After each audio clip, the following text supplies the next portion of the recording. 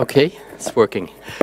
Yeah, welcome to our second part of the debate on European low-wage labor migration. We had a very good internal workshop you missed, but I hope and be sure that we will summarize a bit the main points for you. Let me present myself. I'm Gero Maaß. I'm the head of the Stockholm office of the Friedrich Ebert Foundation. That's a German political foundation close to the Social Democratic Party and to the union movement.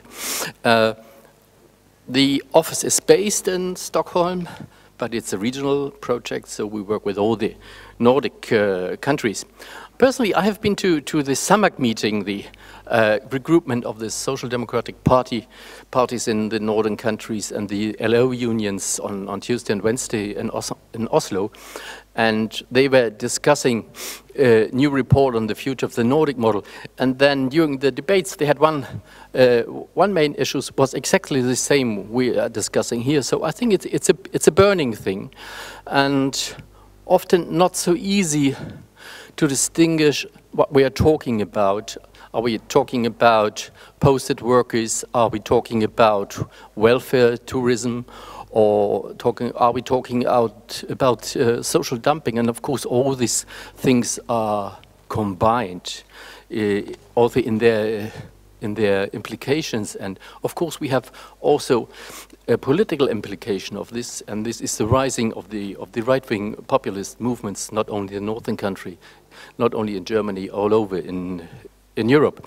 And this has also, from my point of view, something to do with the political discourse in the countries, and to be very precise, I think, in this discourse. And often you can, of course, play with statistics, and I will give you just one example. There was a heading of the Bild-Zeitung, that's the biggest German tabloid, in mid-August. And they were announcing, oh, there is a over 20% increase of people from the 4 southern European crisis country earning social benefits and unemployment benefits in Germany. And then this was kind of reproduced in the discourse. The figure is right, but if you have a closer look into the statistics, then you discover, on the same time, you have a similar influx of people from these countries paying into the German social contribution system. So be careful, and in this respect, I like the conservative politician Winston Churchill very much, who announced, who said, "I only believe in the statistics I have made up myself." So be careful. Let's have more influence on the political progressive discourse in our countries, and I hope that we can contribute with this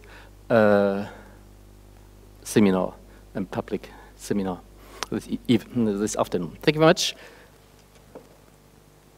Yes, thank you. Thank you. Thank you very much, Gero. My name is Lisa Pelling. I am chief analyst at the think tank Arena Idé. As you probably know, Arena Idé is a think tank that is part of Arena-gruppen, a group of activities that is a digital newspaper, as well as a monthly cultural magazine, as well as a publishing company. I personally have a PhD in political studies, but I have specialized in migration studies. So this is a big day for me. I think it's a very relevant topic, very interesting, but I could not imagine that so many of you would find it interesting to follow this debate, at least not on a Friday afternoon. I am very, very pleased that so many people have found their way here. We'll be more than 200 people in the audience this afternoon. The context, as you know, of this conference is that the Friedrich Ebert Stiftung has invited some of the leading European experts on low-wage labor migration to Sweden, and we thought it would be a waste to have all these excellent people in Sweden, in Stockholm at this time, without allowing them a possibility to meet with all of you and all of you also to share their experiences and their data and their numbers. The program is very compressed. We only have 2 hours. So I will be quite harsh with the speakers and cut them short if they are too long. The reason for this is, of course, that we would want to have some time at the end for questions.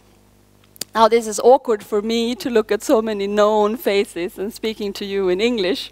Obviously, most of you communicate in Swedish and prefer probably Swedish. We will switch into Swedish after the first presentations. So if you're nervous about asking your questions, don't be. You will be able to ask your question in Swedish, and we've provided for translation into English for our international guests. You have all been provided with the program. We thought it would be nice for you to hold it in your hand. We also think it would be nice if you hold on to your mobile phones. Normally, you would ask people to switch off your mobile phones. Please put them in silent mode, but let people know in Twitter and on Facebook if you find speakers here or the debate results in interesting things, if you learn things you want to share with others, don't hesitate to just share from this hall.